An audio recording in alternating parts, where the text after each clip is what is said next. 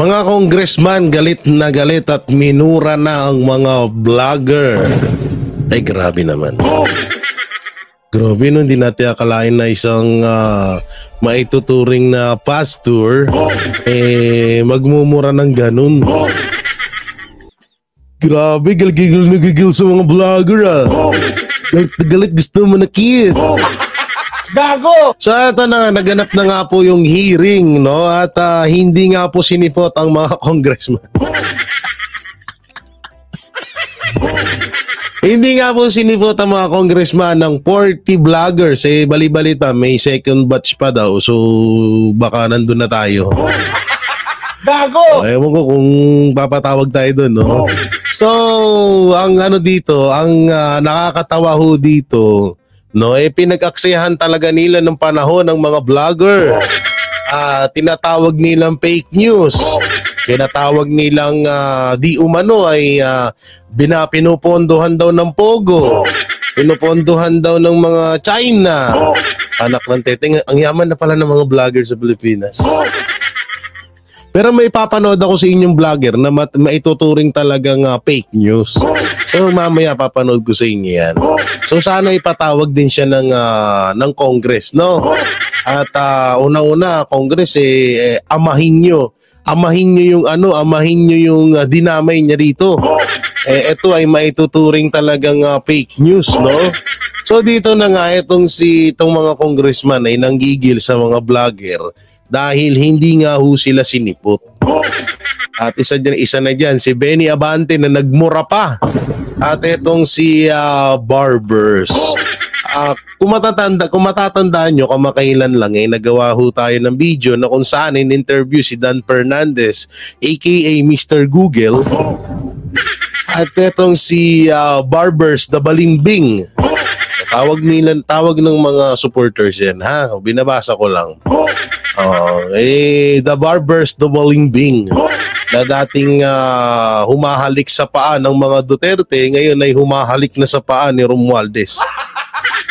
So ngayon, ang sinabi nila doon, ang pinaglalaban daw nila dito sa hearing na to ay kapakanan daw ng mga kabataan. Kapakanan daw ng mga kabataan at para daw hindi daw maimpluwensyahan ng mga social media influencer. Mga social media vlogger. Social media na, vlogger pa. Gago! Kaya daw nila ito ginagawa.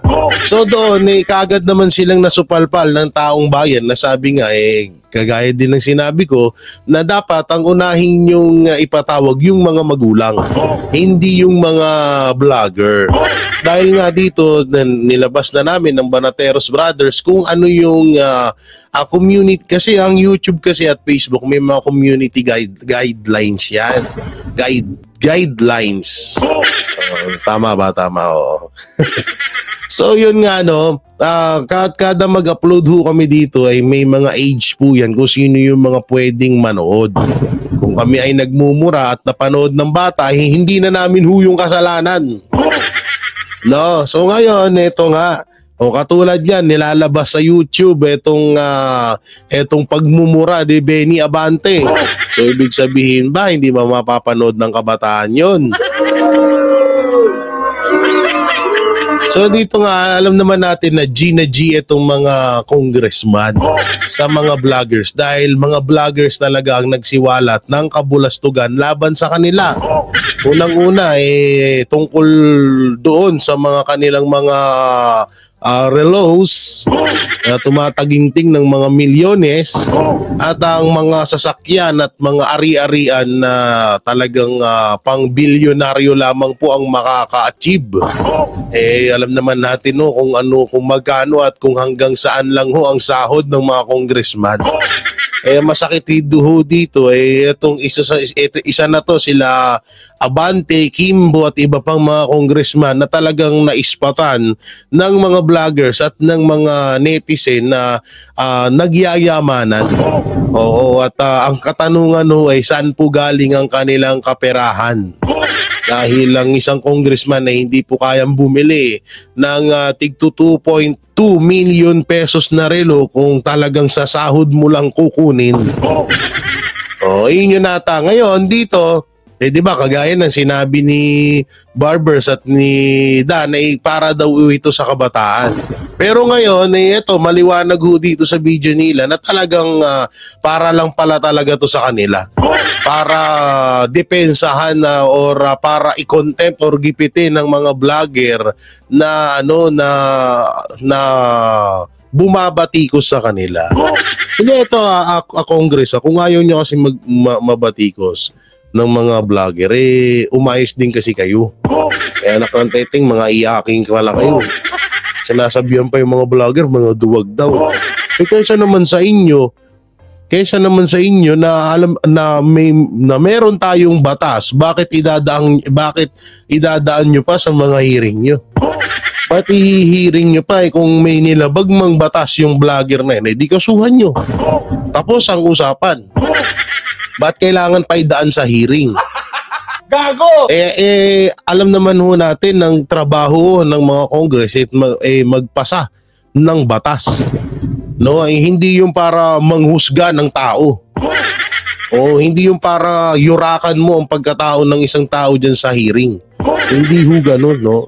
So dito nga, may video nga ho dito na kung saan ay etong si kung tawagin nila ay Benny Damani ay nakapagmura na ho dahil hindi sila humarap or hindi sila hinarapan ng mga vlogger. So ito panoorin ho natin. At syempre bago natin ito simulan, don't forget to like, share, comment and subscribe sa ating YouTube channel. Pindot na lang din po yung bell button para lagi kayong updated sa ating mga video araw-araw. So ito panoorin natin. Gusto ko nilang magmura Hindi na ako magmumura muna. Itong mga to, ang tatapang nila Ang tatapang sa pagmumura, nang wala tayong kalaban-laban. Ngayon, pag kaharap dito, hindi makaharap dito. Wow, atapang! Gago! Kapag minumura daw sila, wala daw kalaban-laban. So, ibig sabihin talaga dito, para lang talaga sa inyo itong hearing na to. So, ano yung sinabi nila Barbers at ni Dan Fernandez? Naku po, Kabeni, mukhang kinakalaban mo na yung mga kabaro mo. Gago! Dapat huwag ganyan, ha? Mga takot din pala yung mga yan Please hold your fire. Kumarap ka dito. Dito. Namo. No, yup! Atapang katao! Atapang katao, Bishop! Gago! Atapang Bishop, atakot! Atapang Bishop, atakot Oo, 2028, Presidente BP Sara, isa ka akulong Gago! At tapang ni Benny Abante, sabi na mo. Yan sabi ko nga sa inyo sumentro tayo sa kay Benny Abante. Alam nyo, hindi lahat ng makadiyos, hindi lahat ng naghahatid ng aral ng Panginoong Diyos ay busilak or ito ay talagang maituturing mo ng banal or maituturing mo ng mabait na nilalang. Isa si Benny Abante sa mga sumisimbolo sa mga taong puro Diyos ang lumalabas sa bunganga pero puro naman kasamaan sa loob. Gago! Ikaw eto lang sa dinami-daming hearing na naganap, sa dinami-daming nangyari dyan, talagang napagtanto natin na itong si Benny Abante ay hindi lang basta Bishop, G-Shock tuloy. Hindi lang basta Bishop, siya pa po ay isang attorney. Isa po siyang korte. Tutusin, mas tinalo pa nga nila yung korte. Yung korte nga, pinagtitimbang kung sino ang lumabag sa batas. Pero sa Kongreso, pag hindi sang-ayon sa kanila, ang agos ang daloy ng hangin, basta ka na lang nila iko-contempt at huhusgahan. Katulad na lang yung ginagawa nila kay Grijaldo, ginawa nila kay BP Sara. So, doon pa lang isang malinaw na huyon na etong Congress ay mapanghusgang komite, no? Sa kasaysayan ng Congress o sa kasaysayan ng Pilipinas. O ngayon no, ang masakit nga dito, napagtatawanan ho tayo ng ibang bansa kasi may ganito tayong mga congressman. Dahil kauna-unahan po sa kasaysayan ng buong mundo na may ganitong kalakaran sa Congress. May Congress ba sa ibang bansa? May Congress ba sa ibang bansa? Baka, ay wala siguro. Hindi siguro sila mahilig sa crocodile. Ay. Gago! So tuloy. Nice. My query is if we have invited a certain Elizabeth Cruz, no? AKA Joey De Vibre. O yan o.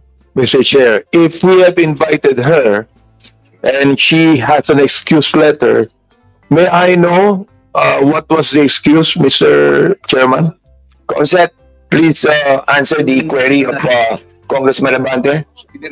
Please. Video yung punteriya. Okay. Thank you, Mr. Chair. Miss Elizabeth Joy Cruz was invited and she sent an excuse letter via email. Ano po yung kanyang excuse letter? Ano yung dahilan? One moment, sir. I will get it from the chair. Thank you. Mr. Chair, Can you kindly also, Comsec, can you kindly also try to tell us those resource persons who have not attended this committee hearing? Yung may mga excuse letter, okay yun. But those who have not reply to our request to be present on today's hearing. Thank you, Mr. Mr. Chair, Chair. particularly first, Mr. Chair, Yes, Congressman. particularly I am Particularly. I am referring to AKA Joe De Vibre. Sapagkat matindi yung kanyang mga sinabi dito. Gusto ko talagang makita siya at makausap. Sapagkat dito minura niya ako.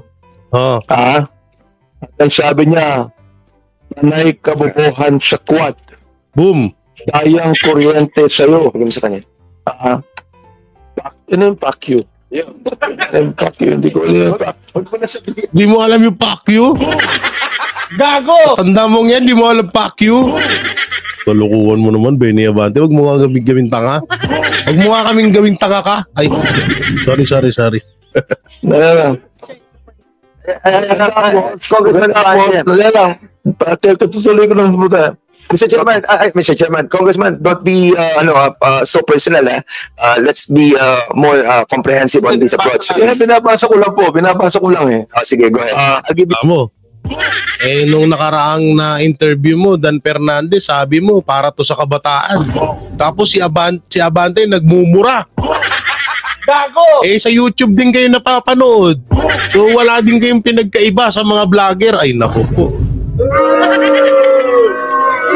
Pangalawa, November 13, 2024, nagmura na naman siya. Hindi ko nababanggitin yung mura niya. Tinatanong kung anong legislation ginawa niyo in relation to this. BS. Ano ba yung BS? BS. Yes, BS, bobo siya. Ay, sorry. Inquiry, sasagot ka. Swelduhan ka ng taxpayers, gago. November 3, 2024, si Benny Abante at si Romel Marbil ay mga protektor ng illegal na droga dahil pilit nilang pinalabas na hindi ito ganoon kasama. Tapos sabing ganyan, si Dan Fernandez and H. Barber's survey are depressing. Alam na nila na matatalo sila sa eleksyon. So what is the hearing for? Smoke screen for the discount. Tinabi ko ito sapagkat matindi po itong mga akusasyon na ibinigay nitong gusto ko nila magmura eh. Hindi na ako magmumura muna. Oo. Kaya kailangan po, itong mga to, ang tatapang nila eh.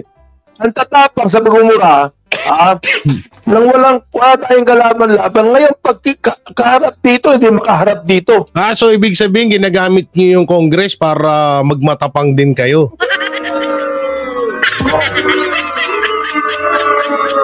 So ganun pala yung ibig sabihin ni Benny Abante. So, ginagamit nila ang Congress kasi doon din sila matapang. Bago! Ganun pala yun. Oo. Mga takot din pala yung mga yan eh. Please hold your fire, please. Mga nakakita, eto, nakakabobo lang. Kasi parang hinahamon ng isang congressman yung mga vlogger. Babaw. I'm on the process of administrative ano pa lang muna tayo, Congressman Abante. We can tackle that on the interpellation. Yeah, Mr. Chair, gusto ko lang pong bagitin tong kanya excuse letter. O nakalagay dito, after meaningful consultation with my lawyers, gumaya pa ng abogado. I have decided to respectfully decline. Respectfully? Minumura tayo, respectfully? Ganun ka rin naman eh. To share my knowledge on matters. Hindi knowledge ang kailangan natin. The lawyer, this is like... Oo. Ask the lawyers kung libelous yung ginawa niyo o Ito slander. pala eh. Gago! Ngayon alam mo naman pala eh. Ba't ayaw niyong kasuhan yung mga vlogger? Bakit niyo dinadaan pa dyan sa hearing? Bakit niyo kailangan gastusan ng alam niyo, magastos yung hearing na yan. Yung ginagastos dyan pera ng taong bayan. Liwanag ng sinabi ni Benny Abante rito, ulitin natin. To share my knowledge on matters. Hindi knowledge ang kailangan natin. The lawyer, this is like... Oo. Ask the lawyers kung libelous yung ginawa niyo o yun naman pala alam mo naman pala kung may libelous, may may mga batas naman tayo na pwedeng ikaso dun na. Ba't pa idadaan sa hearing? Alam mo naman pala, Benny. Ba't nyo idadaan pa sa hearing? Sabihin na nating nagmura si Joey. Minura kayo, binantaan nila, sinabihan kanya na protector ng droga, ngayon ni Marbil, di kasuhan nyo. Tapos ang usapan. Hindi yung gagastusan nyo pa ng pera ng taong bayan, gagastos pa kayo dyan sa hearing, papahabain nyo, anong mangyayari? Tapos bandang huli, contempt. Kung kinasuhan nyo, di okay. Tapos ang usapan.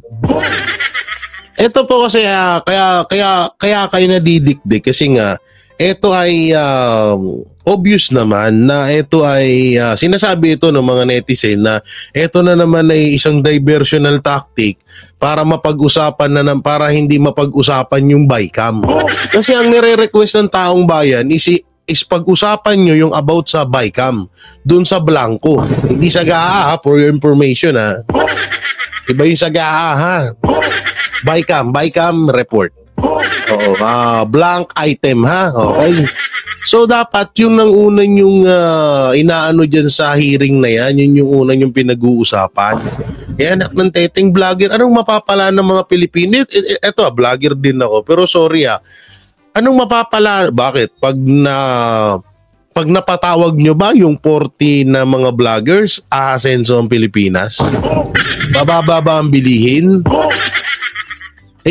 Dun sa bycam kapag pinag-usapan nyo yun at talagang naisa proseso yun, mapapakinabangan ng buong Pilipinas yun.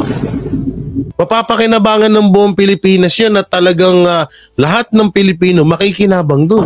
Di ba sabi nyo, lagi nyo sinasabi, makabayan kayo. Lagi nyo sinasabi, para kayo sa bayan. Tapos nung kailan lang in-interview si Barbers tsaka itong si letter P Fernandez. Etong si Fernandez sabi nila para daw hindi daw maimpluwensyahan yung mga kabataan. So yun naman pala, kung gano'n naman pala ang ginagawa ng mga vlogger, kasuhan nyo. Tapos ang usapan. Katulad niyan, nagagalit ka dyan, Benny Abante, kung ano-ano yung mga binabasa mo. So hindi ba mapapanood ng mga kabataan yan? Hindi ako yung nagtatanong lang ha. Halimbawa, may isang bata na mahilig, kasi may mga kabataan din talaga na mahilig sa politics eh. Ngayon na binasa mo yung pagmumura nung isang vlogger na nag-post. So hindi ba nakaka-impluwensya sa kabataan yan? Tsaka ito hindi kasalanan ng mga vlogger kung ma-impluwensyahan nila yung mga kabataan kasi may community guidelines dito. Kaya nga may YouTube Kids eh. Ganun yun, hindi yun tsaka sa patnubay ng magulang yun. Ang pag-uusapan nyo dyan, bycam, drug test, yun yung mga pinag-uusapan dapat. Yung sa flood control, yung mga confidential fund ng kanya-kanyang ahensya, kanya-kanyang confidential fund ng Pangulo na umaabot ata ng, kung di ako nagkakamali, nasa 2 billion or nasa 2 billion pesos. Yung flood control, PhilHealth, Maharlika Fund. Ang dami niyan, ang daming pwedeng pag-usapan pero nakatutok kayo sa vlogger kasi nga isa tong diversional tactic. Kasi nga medyo nabuko kayo, talagang nabuko kayo doon sa bycam na yun hanggang ngayon hindi nyo maipaliwanag. May nagpaliwanag naman si Kimbo, mali-mali pa. Sa totoosin, pwede siyang makasuhan doon sa paliwanag niyang yun. No? So, yun naman pala, alam mo naman pala na gano'n ang katulad niya, Islander. So, totoosin, itong Islander parang ang labo nito. Okay, sabihin na natin na libelous. Di kasuhan nyo. Daling nyo sa korte. Bakit dinadaan nyo sa hearing? Gago! Islander, no ha? Nakalagay, I would like to categorically state that I am neither paid by POGO operators. Hindi na pinag-uusapan. Pinag-uusapan natin yung mga sinabi niya. Hindi. Ang sinabi nyo, tatanungin nyo kung anong connection ng mga vlogger sa POGO. Gago! Alalanin nyo, may mga video kami. Kaya na naman tayo eh. Inano nyo pa nga kung sinabi nyo nga na pinuponduhan. Baka sinasabi nyo na pinopondohan ng POGO yung mga vlogger. So kung ganun man na nasaktan ka dun sa sinabi ni Joey, ano yung mga sinabi nyo? Na kami ay suportado ng POGO. Gago! Okay, kayo nga agad, dapat dinaig nyo pa yung korte, hinusgahan nyo agad kami. Ang pinagtataka ko pa dito, bakit wala ang mga Marcos Romualdez vlogger? Ito yung pinakamasaklap dito. Akala kasi namin lahat ng vlogger ipapatawag nyo kahit nasa hanay nyo. Ultimo nga si Tikia tsaka si MJ Mondihar na mga anchor yun at isang professor pinatawag nyo. Ba't nyo kailangan ipatawag si MJ Mondihar? Anong kinalaman nun? Hindi naman vlogger yun. Para saan yun? Para saan nyo? Kay Pastor Kibuloy na naman. Si Pastor na naman yung pupuntiryahin nyo. Kaya anak ng teteng, puro na lang tayo ganyan. Walang mangyayari sa atin. Kayo nga mismo, inusgahan nyo yung mga vlogger na kesyo konektado sa POGO eh. Di dapat kasuhan din kayo. Dapat sa hearing sabihin din yun. Tapos respectfully, Elizabeth Joey Cruz, nakikinig po sa atin ngayon, nanonood ngayon. Humarap ka dito, kumatapang ka. Wow! Gago! Takot si Manong Benny. Takot naman, no. Ito yung bishop nyo. Ito, pastor, bishop to, bishop. Takot naman tong bishop nyo. Ito yung talagang simbolo ng hindi lahat ng taong lumalabas puro Diyos sa bunganga talagang matino na or mabait na hindi ganun. Ito yung simbolo nun. Hirap sa iyo nagmumura ka nang dyan na wala kaming kalaban-laban. Humarap ka dito. Ibig sabihin, kaya nyo pala talaga pinapatawag yung mga vlogger is para makalaban kayo. Ibig sabihin, mali yung sinabi ni Barbers at ni Dan Fernandez sa mga interview na yung hearing na yan ay para sa mga kabataan.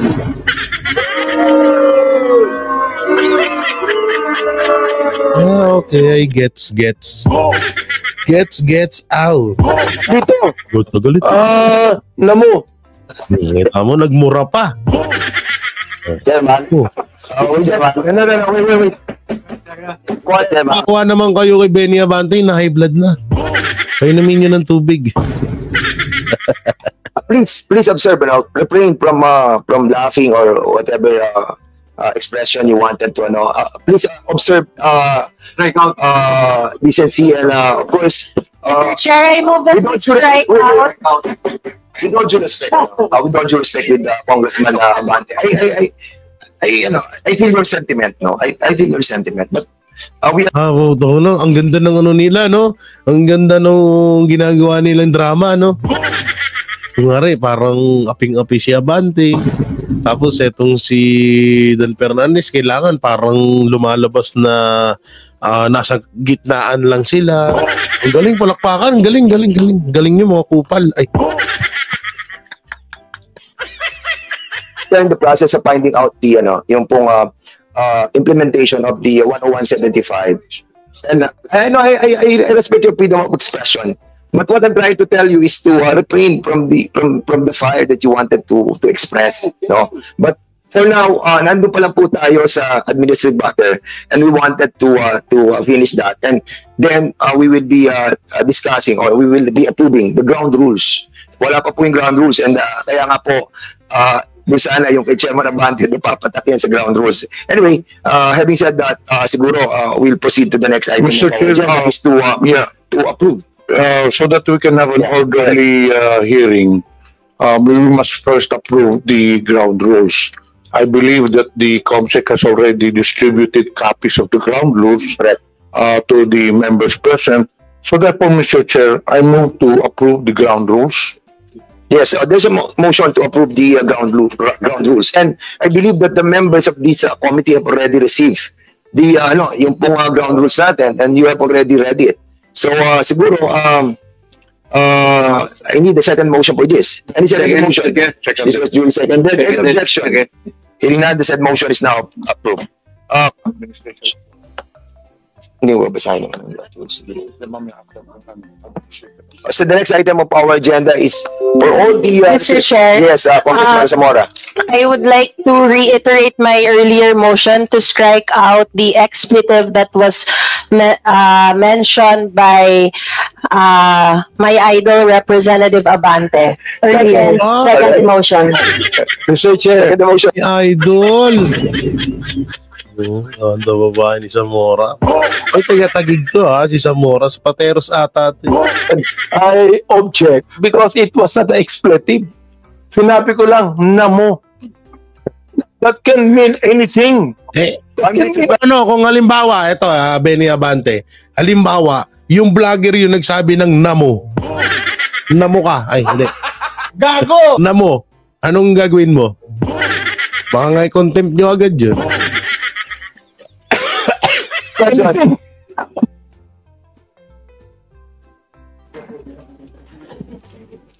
Hearing resume. Ang nag-aaksaya sila ng pera ng taong bayan dyan. No? Kaya alam nyo ba, milyon ang ginagastos sa milyon ang ginagastos dyan sa kada hearing na yan.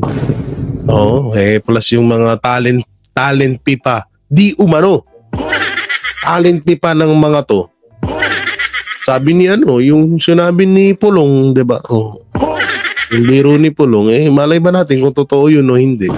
Sinabi rin yun sino ba yun? Ni Greco, 'di ba? Malay natin tingnan mo milyon-milyon. Daming gastos nito, no? Para lang ito si Barbers, Representative Barbers, ang layunin natin dito ay gawa ng pulisya ang paggamit ng social media platform. Ito ba't kayo may kialam sa amin? Ba't kayo may kialam sa amin? Ay, dapat ang unan yung ginagawa ng paraan, yung wag magkalat ng fake news, yung mga or magbalita ng totoo yung ibang mga mainstream media. Anak ng teting, ang dami dyan. para lang doon sa mga nanonood, no? Ito pong hearing na ito ay hindi para kitilin o isuppress yung freedom of speech nila. Wala ho kaming ganong layunin. Ito na naman, nagdrama na naman. Layunin po natin dito ay gawa ng polisiya ang paggamit ng social media platforms.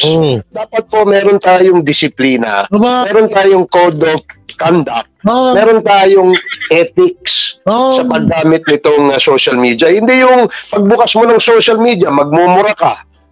Meron dyan, nagso-social media, nagbablog. Pagkati ng likod ko, putang ina. Asa na yung pangamot ko dito na sa likod? Hayop na yan. Ba't nawawala? Ito mo, natanggal pa yung headset ko. Putang ina talaga, nakakabuisit. No? Ay, sorry, nagmura ako. Nagmura ako, sorry. Ang kati ng likod ko, putang ina eh. Gago! Saan yung panghamot ko dito? Parang nilagay ko pa dito yun nung nakaraan ah. Yudi ponggol oh. Ayop na yan. Tanga na kasi. Nandito lang yung panghamot ko, nawala ang kati ng likod ko eh. Gago! Sorry. Sorry, Congressman Barbers. Bawal na pala magmura ngayon sa YouTube. Bawal na pala eh. Huwag na kayo magmura. Tangin na. Ay. Gago! Walang ginawa araw-araw kundi manawagan ng kaguluhan sa ating bansa. Nananawagan ng people power, nananawagan ng kudeta. Wow! Yung ba ay tama? At si kudeta, speaking of kudeta, si Trillanes yun. People's power, ayusin yung ginagawa niya. Mr. Chair, ang punto lang natin dito is magkaroon tayo ng ganitong regulasyon o regulatory policy para kagaya po ng mga broadcasters, meron po silang KBP. Hindi namin pinangarap yun. Kung magiging mala broadcaster kami, anchor or isang media, kung magiging ganun man kami, tapos hindi rin kami magbabalita ng katotohanan, di bali na lang. Gago! Sa inyo na lang yung salitang broadcaster. Sa inyo na lang yung salitang anchor. Yung nangyari nga sa KOJC, binanita ba nila? Yung nangyayaring iba kaya doon sa KOJC, may mga yung mga wala daw, di ba? Sabi ng presidente niyo, wala daw baril yung mga pulis doon. Wala daw pangharas. O nabalita ba yan? Wala. Tigilan mo kami, Barbers. Kung gusto mong maging broadcaster, maging kagaya or maging yung sinasabi mo may mga KBP, sa'yo na lang yan. Kagaya po ng mga manunulat sa dyaryo, meron po silang NUJP. They're all bound by rules and regulations. So in this social media, the use of social media platforms, unfortunately, wala po tayong ganyan sa ngayon. At hindi po pwede na gawin pong rason ng mga yan na meron tayong freedom, kine-curtail natin yung freedom of speech nila. Huwag niyo pong lokohin ang taong bayan. Loko po! Gago! Kami pa nagloko? Pwede nga. Tigil-tigilan mo ako, Barbers. Kami pa talaga yun. Huwag yung loko yung taong bayan. Lulul. Gago! Wow. Barbers, ito naman to, lumang na yan, mga dialo. Mga lumang salitaan na yan. Medyo i-upgrade mo ng konti at palitan mo ng bago. Huwag niyong lokohin ng taong bayan. Ba't sino ba humahawak ng pondo? Kami ba? Gago! Dahil ka mang gusto namin pag-usapan nyo dyan. Pinag-uusapan nyo, vlogger. Kami ba? Kami ba humahawak ng... Sino ang nakakahawak ng pondo ng taong bayan? Kayo, di ba? Gago! So paano kami ang nangluloko ng taong bayan? Tigilan nyo kami. Wala akong curtailment o suppression ng freedom of speech dito. Wow. Kaya nga kayo inimbita rito eh. Diba? Kaya kayo Ayaw namin pumunta eh. inimbita dito para makapagpahayag din kayo. Ginagawa yung pauto-uto ah. Kung yung mga general, attorney, pinapa-contempt nyo, mga vlogger pa kaya?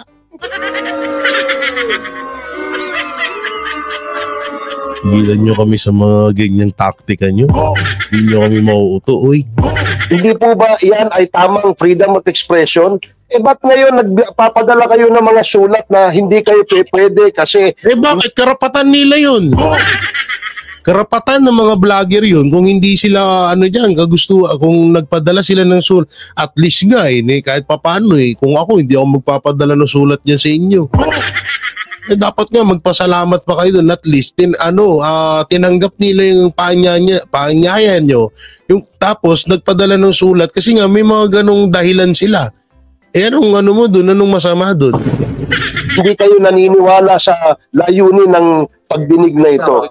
Wag po kayo magtago sa mga ganyan. Hindi, kung may nilabag man kaming kaso or batas, kasuhan nyo kami. Kasuhan nyo na lang kami, tapos okay na, doon na tayo sa korte magharap-harap. Hindi yung diyan kami harap, para balahurain nyo. Wag na, uy! Wag na, uy! Tigilan nyo kami. Tapang nyo, sabi nga ni Congressman Abante, in the advent of social media, suddenly Filipinos become political analysts. They become journalists. Huwag na, kayo na lang. Kayo na lang maging journalist, analyst. They become experts. We need your wisdom.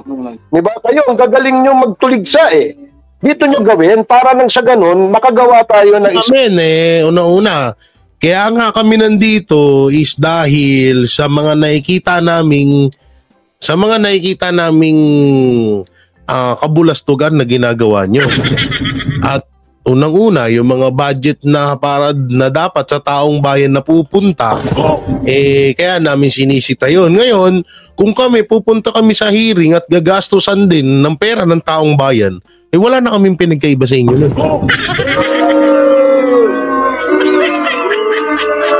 Wala na kaming pinagkaiba sa inyo nun. Una-una, pera ng taong bayan yung ginagastos niya sa kada hearing. Kung may nilabag naman na kaso, katulad nung sinasabi ni Benny Abante na pinagbintangan silang protektor ng droga, di kasuhan nyo. Di tapos yung usapan. Nangyayari kasi, papatawag nyo kami dyan, papahabain yung hearing. Samantalang napakadaming yung bycam report nga, yung flood control, Maharlika Fund, asan na? What din yung pinag-uusapan?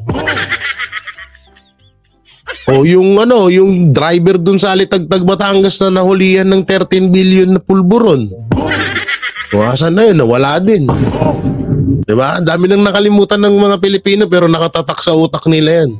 Isang polisiya na hindi po maabuso ito. Ngayon, nandiyan kayo sa social media. Kung mag-retire kayo, hindi na kayo nagbablog.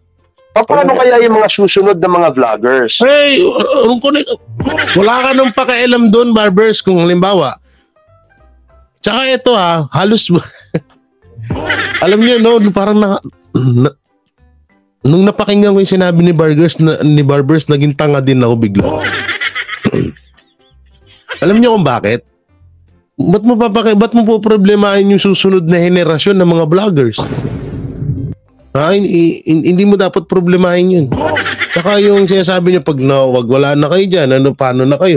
Wala ka nang pakialam sa amin. Yun lamang po ang layunin natin dito. Kaya wag kayong magdahilan. Ngayon, ito naman ang kasagutan niya, Barbers. Anong masasabi mo dito? Ito. Anong masasabi mo dito? Na dito lumalabas sa voice over na ito, voice record na binabayaran ni Martin Romualdez, ni House Speaker Martin Romualdez, yung mga vlogger na kontra sa mga Duterte. Ito, panoorin mo. Kaya may mga sabay-sabay na kumpas yan. Dahil dito, pakinggan nyo.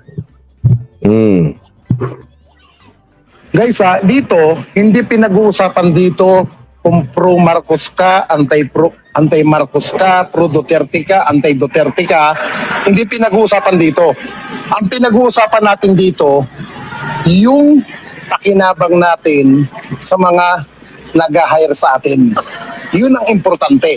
Hindi pwedeng sabihin, ay hindi, didiis ako. Hindi pwede. Magtakatotoo tayo, ha? Kaya tayo nagbablog para kumita. Ha? Yun ang totoo. Okay? Ito ang literal na takbo ng social media. Kaya nga sinasabi ko nga minsan, lahat tayo bayad. Now, dito, ang abutan dito hindi GCash, cash to cash. Okay, ang sahod nyo rito 15:30. Pero bukas i-update kayo kung anong mangyayari sa meeting. Okay? Hindi ko sa inyo pwedeng pangalanan kung sino ang nasa likod nito. Okay? Basta't ang the best, prepare kayo. Tapos, yung nasa Metro Manila, may meeting tayo bukas, mag-PPM ako. Okay? At least meron na tayong taga-probinsya. Ngayon, kung meron kayong gustong ipasok sa GC na para makasama pa, kausapin yung mabuti, i-briefing nyo, i-explainin nyo na ang... At ang maganda rito, Bes, hindi yung vlogger na 1 buwan, 3 buwan, 4 buwan, hindi. Hanggang election ito, 2028. Ngayon, ang gagawin nyo lang dito, hindi kayo magbablog na kung anong gusto ninyo. Hantayin ninyo yung ibababa ko na message sa inyo para yun ang ibablog ninyo. Yun ang gagawin yung story, yung ibababa kong link na story. Ako magbababa sa inyo ng story base sa ibinaba sa akin sa taas. Yun ang gagawin nyo. Hindi nyo kailangan na umikot-ikot. Hindi nyo kailangan umano-ano. Kaya, mas maganda ito kaysa NCRPO. Sa NCRPO, ikot kayo. Dito, hindi nyo kailangan. Puro papuri at pag-angat lang kay Speaker Romualdez dito. Okay? Yan ha, rinig na rinig nyo ha. Puro pag-angat lang kay House Speaker Romualdez. So eto, bakit hindi ito pinapatawag ng Congress? Kayo po ay kumpleto, detalye ng ebidensya. Meron tayong screenshot, meron tayong voice over, at meron tayong video. Na kung saan ay tinuturo niya nga na binabayaran siya ni Martin Romualdez. Kung eto man ho ay totoo o hindi, dapat pinapatawag to ng ano. Yan talagang maituturing na fake news. At eto, vlogger to ng Administrasyong Marcos, sumusuporta sa Administrasyong Marcos na buwabanat sa mga Duterte. Dapat Barbers, Fernandez at Abante, Paduano, dapat ipatawag nyo rin tong mga vlogger doon ng mga Marcos. Anak ng teting, mga pinatawag nyo, puro against sa government. Patawag nyo yung mga kakampi nyo rin para maganda yung labanan. Gusto nyo, magsuntukan na lang tayo dyan sa, sa hearing Oo, one-on-one na lang dyan, partner-partner. Yung mga vlogger sa kabila, papuntahin nyo. Tapos pupunta rin kami ng mga banateros, magsuntukan kami sa harap nyo. Gago! Pwede naman din yun. Gusto mo, si Abante. Kaso matanda na si Abante. Puro na lang yan. Baka mamaya, pag sinuntok ko yan, mahiwala yung kaluluwa niyan. Hindi man ako pumapatol sa matanda. Si Paduano naman, puro tigas pa nga lang naman yun. Si Barbers, kahit papan, matanda na rin si Barbers Si Fernandez, pwede, masipag yun. Masipag yun mangalkal ng kanal yun. Gago! Ay nako. So Congress antayin namin yung mga patawag nyo rin yung mga vlogger sa kabila. Oo, wag puro sa mga Duterte. So yung mga manateros, mga kabiyaya, nung may kukomento nyo dito sa napag-usapan natin, comment nyo lang po dyan sa baba. At syempre, don't forget to like, share, comment, and subscribe sa ating YouTube channel. Paipindot na lang din po yung bell button para lagi kayong updated sa ating mga video araw-araw. So yun, kayo po ba ay payag na ipatawag ang mga DDS or mga Duterte vloggers sa House of Representatives? Comment nyo lang po dyan sa baba. Ingat po kayo palagi. God bless and peace and bye-bye. Walang inuurungan. Pag tama palakpakan, pag mali ay babanatan. Yan ang Banateros, boses ng ordinaryo Pilipino. Banateros ay walang makakaawan. Walang inuurungan, Banateros ay tinutulungan.